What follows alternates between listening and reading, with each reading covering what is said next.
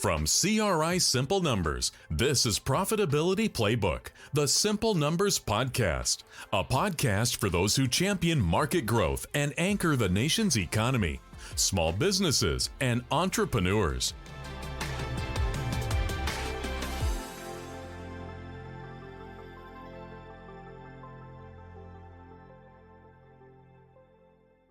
Hey everyone, welcome to the Simple Numbers Profitability Playbook Podcast. I never get tired of saying that.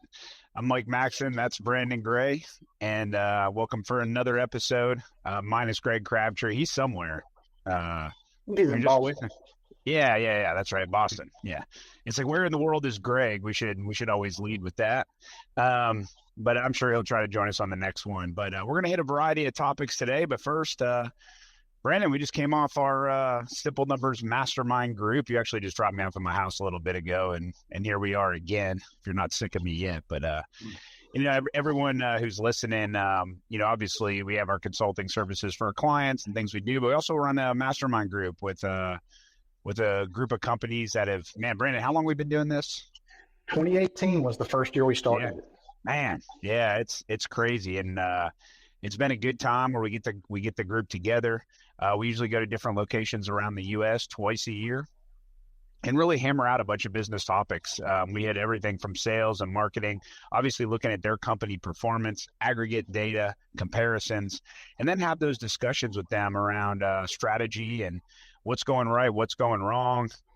They obviously want to get the group's feedback on things they're looking to do in the business moving forward. And Brandon, I don't know about you, but what's always impressed me about this group is their openness to receiving that feedback and getting their getting their peers to really sharpshoot things that they want to do to make sure they got some good advice from them. Yeah, definitely. I mean, you kind of look at the group. I think we've got 8 or 9 companies in it right now. And they're all hard chargers, top performers. Their growth rate is about 3x that of our 100 company model. Profits over double what that 100 company model has in terms of percentage. And so, these are folks that when you've got an issue inside your business, whenever they talk, you tend to listen because they've been there, they've experienced it, they're willing to share. And it's kind of that iron sharpens iron kind of concept. And the group's gotten really close, and that's been something pretty cool to see as well. As they got to know each other over the last few years, they participate in deals outside of their normal business in terms of investments and what have you. And I think everybody's looking forward to seeing each other again at the next one, without a doubt. But it was a great time down at Purcell Farms in Sylacauga, Alabama. So it's an unlikely destination whenever you hear Sylacauga, Alabama, but I'll tell you, it's top notch. If you're looking at a retreat for your team and you're in the Southeast, that's probably a location I definitely would recommend. So, but yeah, great group. If you want to learn more about it, let Mike and I know. We're more than happy to talk and kind of go through. But it's been probably one of the and from a service perspective, I think probably one of the more beneficial things that we've been able to provide that group of clients. So, yeah, a total another Mike and Brandon water cooler idea. I would like to let you know there's a lot goes on at Simple Numbers. I want you to know that I'm sure you all think we're in a room and we're writing numbers on the board, but Brandon and I have mastered the art of bumping into each other and being like, you know what, we should do a mastermind group. That was in like 2014, 2015, and then we executed it in 2018 just because we needed a team to obviously help us with some things, and we have a good team that helps plan it. But we don't just do business stuff. We shot some guns, we did some golfing, we always do activities. I think we were down in Miami, we did the Everglades, cigar tour. We've toured companies. We've done it all. Tours. Yeah, that was good. Go Cowboys. Yeah. So yeah, great. And so let's get into a little bit here. I know everyone, when you get me and Brandon, we're going to be all over the place, which is how we like it. And we're going to talk today about some retirement plans and phantom stock and sharing data with the team, and we'll probably throw in some things we probably learned from the mastermind group as well. So Brandon, let's kick it off, man. Let's discuss some retirement plans. Should the owners participate? Should they offer it? What are we looking at on retirement plans? These are all questions that we get, several times throughout the year. So this one and maybe the next couple of podcasts, we're going to kind of go through what are those common questions that people are asking us. And so, one of them is around retirement plans. And It can be a great benefit to offer the team. But we want to kind of look at it in terms of the angle around, well, as an owner, what, should I participate? What does that mean? Those kind of things.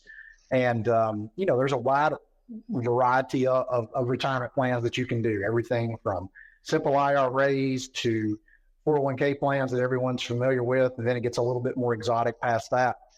You're seeing a lot of professional services firms, some defined benefit plans and things like that. And I would say, try not to paint with too broad of a brush here, but we're going to talk about some general kind of things that may be out there that you may be addressed with or what have you. And so typically what the conversation looks like is a financial advisor of some sort stops by, has lunch with you or what have you, and then says, hey, business owner, I think we can save you a lot of money on taxes by having a retirement plan.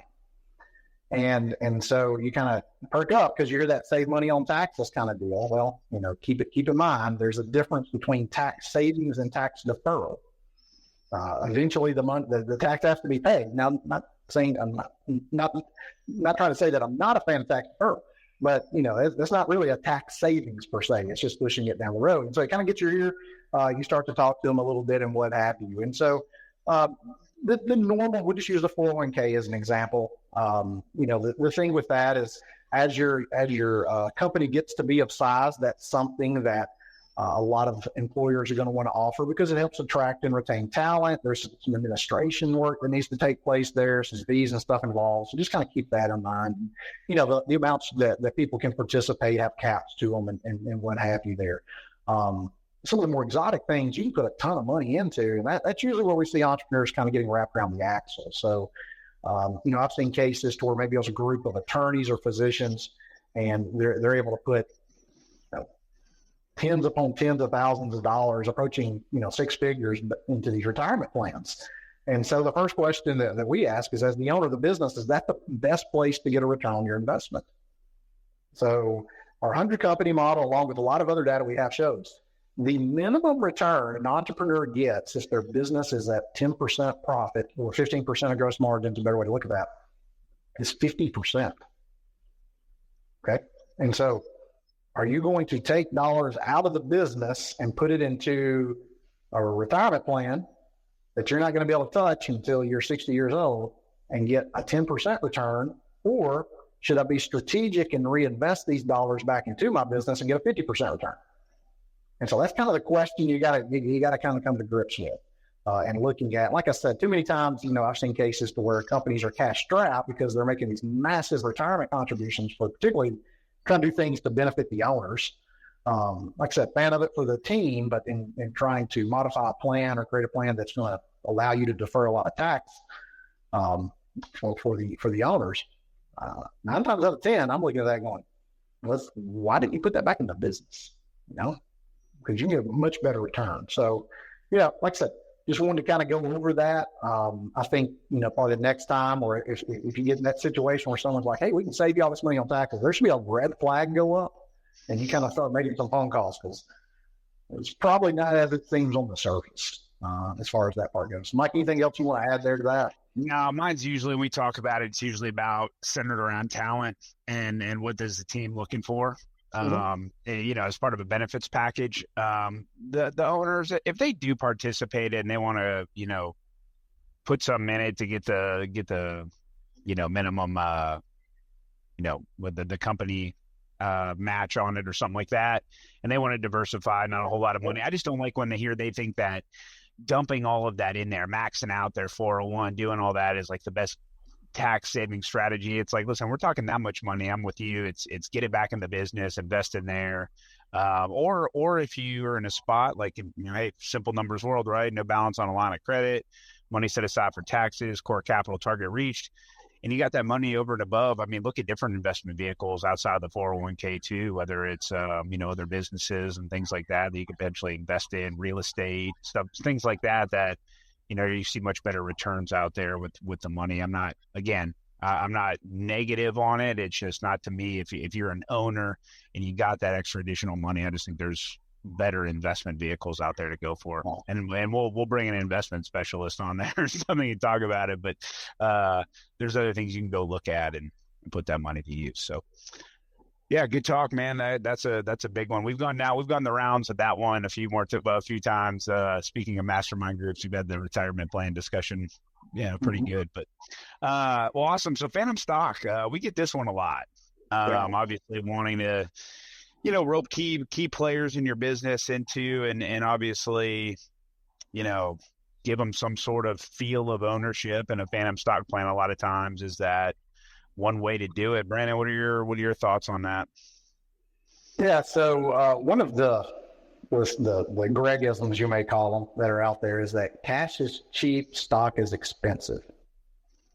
And many times, entrepreneurs have great hearts. They have teams that have done a great job to help the company achieve success. And so, you want to share with them, which all four is great. Not a big fan, in which the IRS doesn't even really allow you to give away stock. There has to be a purchasing mechanism involved there. But nonetheless, folks think or are approached by their team members and they're like, hey, I want to share the outcome. I want to be an owner. Well, the first question I typically ask back is, well, do they want the economic benefits of ownership, or do they also want the other things that can come along with ownership in terms of decision making, control, and in some cases, and the economic benefit? And many times we find out that folks just really want the economic benefit, and so you can make it much more simplistic and get around them having to buy into the company by creating what we'd refer to as like a phantom stock plan or what have you. There's several different names for it. But basically what that does is just think of it like a compensation agreement that can be based on several factors in terms of triggers. You kind of creative, which is one of the things I like about it. So it could be, hey, you've got X number of units in this pool that whenever the value of the company goes up, then that pool gets funded ratably to that value. So, if your company went up by $100,000 in value and you've put aside in that, it's a 10% phantom stock amount, then that's $10,000 that would go into that fund for a payout at a future date upon a triggering event. So that's one way you can do it. Another one is they tie it to profit distributions. So anytime a profit distribution is made, once again, I'm using 10% because I'm from Alabama and have to keep math easy. 10% of whatever you distribute it out, the total would then go into that to be distributed out. So it mimics what takes place whenever you're a shareholder or a partner, without all of the, there's still some legalities involved. So I'm not saying it's without any of that, but without all of the issues that can be created by having other partners or other shareholders. And so once again, it can be kind of almost like golden handcuffs to some degree. I've got some clients that have the plans in place and nothing's really funded in it unless there is more than a 50% sale of the company. And then they get to participate in that. So like I say, it can create an economic benefit for them without really having to, kind of tie things down and have an extra shareholder or partner. The thing about it to be aware of is that there can be some payroll tax consequences there, even if they're not receiving cash just yet. So check with your CPA on that if you do create one of those plans. You'll need an attorney to draw it up, all the specifics around it and what have you there as far as that part goes. But like I said, it's another option out there, something to think about and kind of consider. It's one that maybe doesn't always immediately come to mind for folks. So we're happy to chat with you on those. We got a lot of clients that have them out there. And like I said, it's a good tool. Can be a really good incentive tool to retain some talent. Yeah, I think it's good. I've seen it more come up in cases where you're in those industries, and whether you can use a CPA firm as maybe an example, you can use a law firm as a good example, where people have quote unquote partners and they want to be partners, right? If you're at a law firm, like the goal is to become a partner, right? We all see suits, want to be a partner, want to be a name partner, right? Well, maybe you have owners in that industry that are like, hey, I'm not giving away equity here. It's, I started it, that's what it is. But a way to also be a partner is to make those phantom stock plans, have those in place. It looks good. There's a lot of legitimacy to it. It's a good plan. And like Brandon said, you get to share in some of that economic benefit, create the triggering event, just like as you were a shareholder. And lets them obviously feel the need for the ownership. I've really talked, for me in my experience, I've talked about it more around those industries than I have just more of your traditional companies. More of that has been more on the compensation planning side of incentive comp and things like that, bonus plans, stuff like that. But yeah, good stuff on the Phantom stock thing. Good tool, good vehicle. I mean, obviously, anytime you can have options, it's great to present to the clients we talk to and them to obviously look at it for their team. And again, the dynamics of that team sort of can lead you down the path of again, like attorneys, Phantom stock plan is probably a really good one. Hey, you're in a manufacturing plan, and maybe an incentive comp plan is better for everyone hitting target. So, cool, man. Let's move over to owner occupied real estate. We always like this one. One of them just we're gonna get some phone calls and emails after this. Yeah, right. Yeah. So, generally speaking, entrepreneurs love real estate, and I like real estate too. But there are some factors you want to consider when it comes to, should I own the building that I'm in? Because we kind of have to a large degree been taught, it's better to own than to rent. Yeah, you kind of think about home ownership in particular. You're like, hey, I'd rather be building equity and what have you, and which is, I agree with that. It's good in most cases. A little bit different with a business though. So let me kind of throw some things out there for you to think about and consider. And once again, not opposed to you owning your own occupied real estate. I just want you to go into it eyes wide open if you're thinking about that. So the first thing is from a acquisition standpoint, you're going to have to likely pay about 20% down. So if you've got $1 million property, you got to come up with $200,000. So kind of back to that return on invested capital conversation that we talked about, retirement plans. Should I use that money toward a down payment on a piece of property, or should I use it and reinvest it back into my business? And in some cases, could be regulation, could be risk that you may have due to location and what have you. You probably want to own your own business, or your own real estate. Zoning, I've got some clients that, because of zoning ordinances and what have you, it's really difficult for them to find space. So they need that to ensure the operations of the business are ongoing. So aside from that though, let's just say Mike and I, we got this consulting thing going and we decide we want to buy the office building. Okay. So I got that 20%. I got to kind of figure out where's the best place to put it. Is it in property or what have you? Secondly, if you decide, okay, that's a good move, I want to diversify my wealth a little bit, participate in real estate, you have to make this promise. I will lease the property to my business so long as I have a good landlord and so long as I have a good tenant. So we've seen cases to where clients are, sitting on top of each other inside of a business. They don't have any room for growth. And I use the building that we used to have for simple numbers as an example. When we first moved in that building, I thought, this is nuts. We'll never fill this up. And 5 years later, we're out of space. And so at that point, it started to hurt. If we had owned that building, it would hurt the business because we would have stalled growth because we did not have room to put everybody. Now, in the hybrid working environment, that's not much of an issue any longer, but in some cases it can be. So, the point to where it's going to harm the business to stay in that physical location, then the business needs to go find another building. You don't want to harm the business. Secondly, so long as I have a good landlord, I'm going to continue to rent. So we've got other cases to where, a business is hamstrung because they no longer need as much space as they once did. Think post-COVID now, and you got this massive office building and you don't need all the people in it. We're working remotely, but the business is hamstrung making this huge lease payment because the owner of the company owns the building. And so now they're having cash flow issues and what have you, where they really should be, situated to be in a little bit of a different space. I'll give you a real world example of that. So I've got a client that's in home services. And, you talk about a boom after COVID for what they do. It's a little discretionary. They're running that sucker wide open. Record levels of revenue, building the team, record levels of profitability, and they start to outgrow the space they're in. And so they start looking at properties and they find one. And, you don't buy a piece of property that's a little bit bigger than what you need. You buy one that's a lot.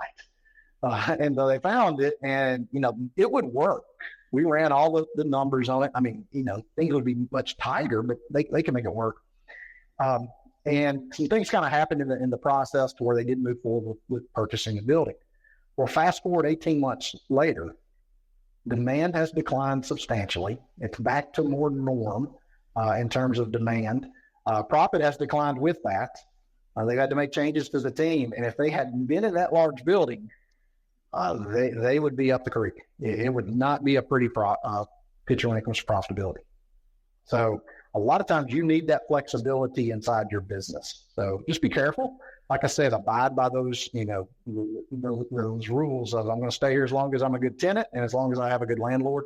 And then two, one other little thing to think of. If you do own the property, you need to lease it back at a market rate.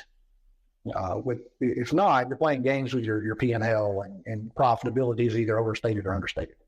So kind of keep that in mind. So, but yeah, I figure we'll get some calls and emails because typically we do after that. And feel free to, like I said. Well, I mean, when it comes to me, obviously it's a case by case basis, but some things really turned me off to the ownership thing. One, the COVID thing. How easily, you're owning this building. Next thing you know, can't come into it anymore, and now you got a hybrid work environment. And now, with the hybrid work environment, it sort of made it. You could be literally look at your business, you'd be all in person, then you're hybrid, then one day wake up and be like, you know what, why do I got this building? And just go all remote. I've had several of my clients go fully remote, ditch the office, and it's been a huge saver for overhead, and it's worked just fine, and it's sort of forced them down that path.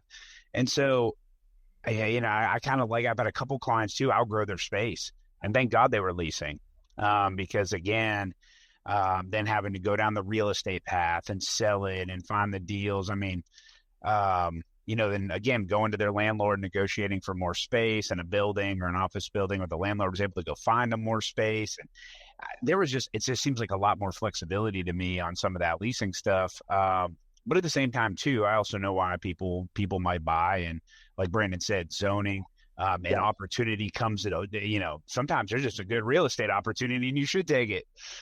So it's obviously on a case by case basis, but I like the flexibility. And I know, like with us, Brandon, in our last building, we were maxed out on space. So we just rented another location, and guess what? We went hybrid, and then the lease was up on that one. And so we didn't renew it, and we're in a smaller office and we're hybrid, and it's good. So, we literally flipped buildings, and went to smaller space because of the hybrid.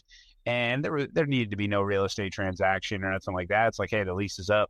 We're out of here. We're going to occupy the smaller location, and people went more hybrid. And so we have plenty of space now to do it. So that was one of those examples that I'm talking about with that flexibility of just not having to worry about dumping that building and everything else. So, we got some clients in the building supply industry, and, that's one to where, it can be quite risky if you did not own your own property there, because you need a lot of space. Sticks and bricks take up a lot of space, along with the trucks, and so you need that. And so if you were to have a situation where you were leasing and then you were unable to lease that moving forward, you got a problem. So there's cases, but just be smart about it. And, if you're looking at one of those decisions, holler at us, and we'll help bounce the ideas back and forth. Yeah, for sure. Yeah, I always like talking that stuff because sometimes, man, they're just good opportunities. Let's get it.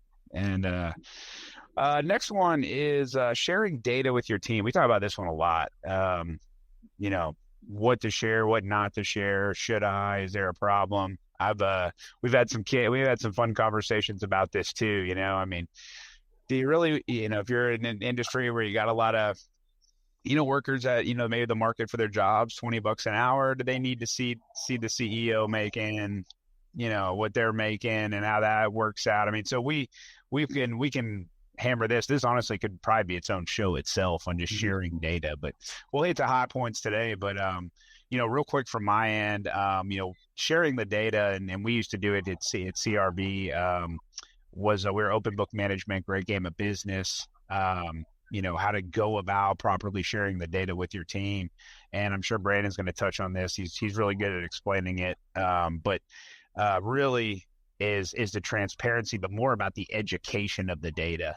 And that's what it all comes down to. And you just can't throw the P&L up there and just be like, oh, here it is. Have a nice day. Because then you're going to get like, oh my God, look at those wages up there. Look at, they see $500,000 the bottom line, and they look over and the owner's driving a Range Rover and they're like, he gets that money. That's what happens. And then we have a mutiny. They all hate everybody. And, and it's like, no.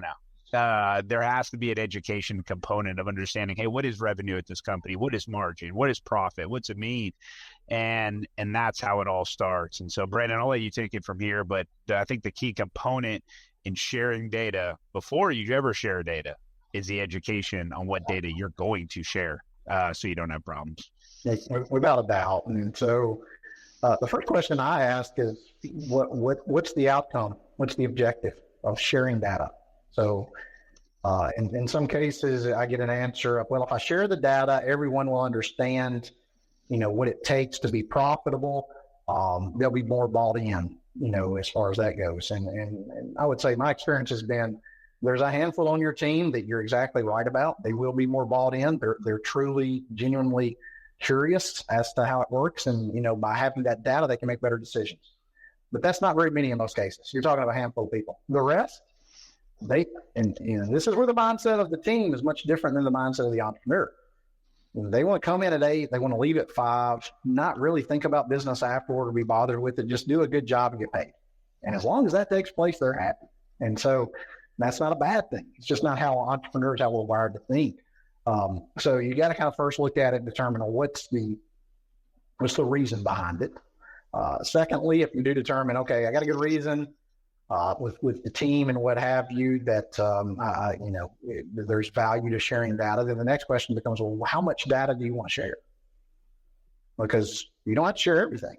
I've had clients to where they will share revenue, direct costs, direct labor, and then other expenses. Mm-hmm.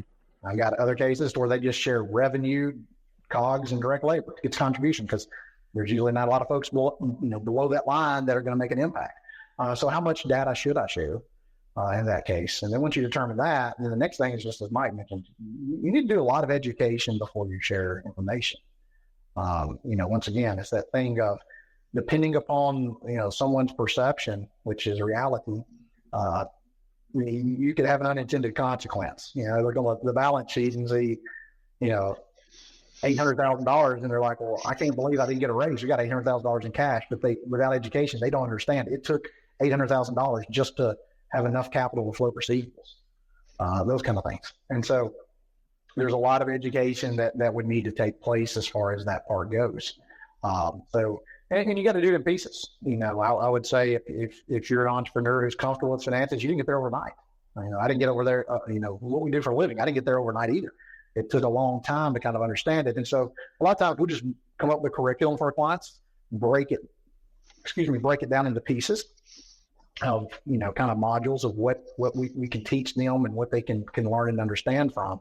And at the end of the day, there's data that can be shared without sharing the all-encompassing bottom line. Once again, sometimes that there's not a lot of control they have over that, but the things they can control, having some data and being able to share how well they're doing it and keeping it simple as far as that part goes. So, I think, like I said, before you go down that path, the biggest question is, what outcome do I want to achieve? Why do I want to do this? Yeah, the also too is, and I don't know if you get to a point where you're going to share compensation data, things like that. I'm not really a fan of that. But if you do get to that point, you got to walk the walk with it. You got to have a process. You got to stick with it in terms of how you pay people, all that stuff. It's dicey on that one, but I know people have talked about doing it, and some people do it, and they do share it. But yeah, it's one of those to where it has some benefits. It forces you to defend the amount of compensation that you're paying people. Yep. Okay, because you got kind of, you might get caught on the carpet about it. So why is it this person's making more? Well, you might have the same year's experience as them and the same title, but let me show you their output relative to what you're producing. The other thing that it does is it eliminates, to a large degree, the Cousin Eddie position. Cousin Eddie from National Lampoon's Vacations, the the different movies. I think most folks are aware of them. Well, there's a line in the Christmas movie to where Clark asked Eddie if he's found a job. And Eddie says, "No, Clark, I'm holding out for a management position." Well, sometimes in companies, there's people who have a management position who are a lot like Cousin Eddie. They're not really contributing a whole lot, and they're just hanging around getting paid. Well, if you're open book on GOP and what have you, better be ready to address why Cousin Eddie's on the team. That's right. Hey, I hope everyone's ready, by the way, if you're listening to this podcast. As we get closer to Christmas, the National Lampoon's quotes are going to fly. I mean, it is. Forgiven. It has to. Yeah. Yeah. I mean, if they ever came out like with HR violations of like, hey, you can't quote National Lampoons, I'm a goner.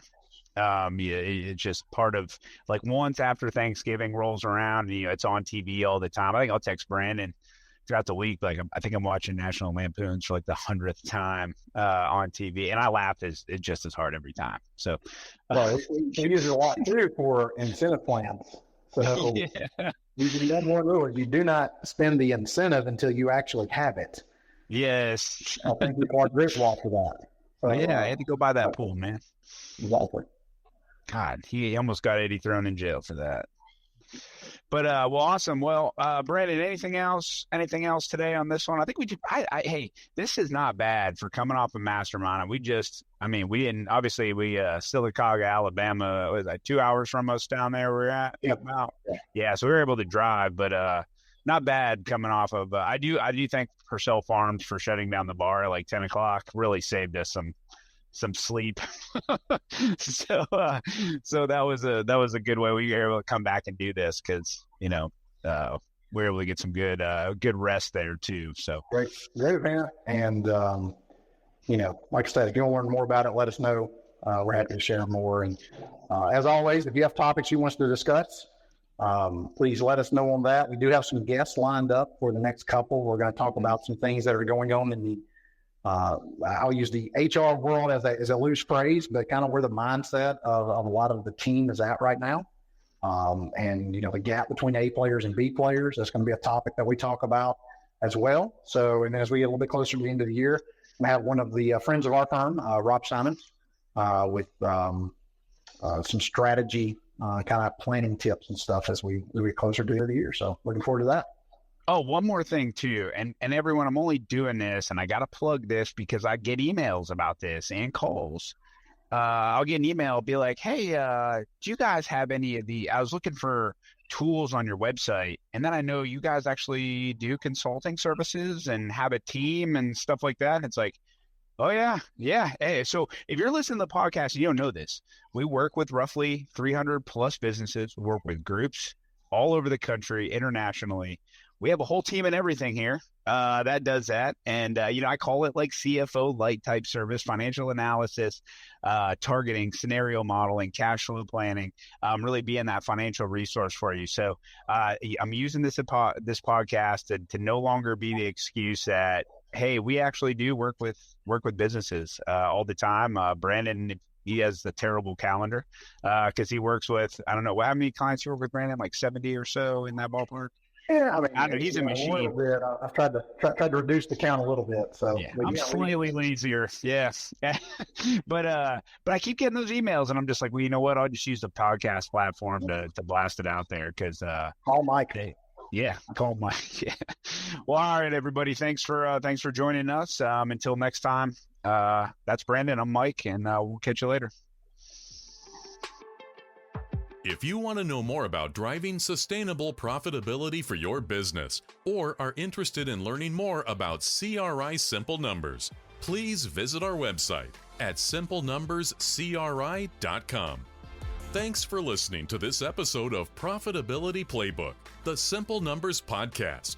You can subscribe to Profitability Playbook on Apple Podcasts, Spotify, or wherever you prefer to listen to podcasts. If you liked what you heard today, please leave us a review.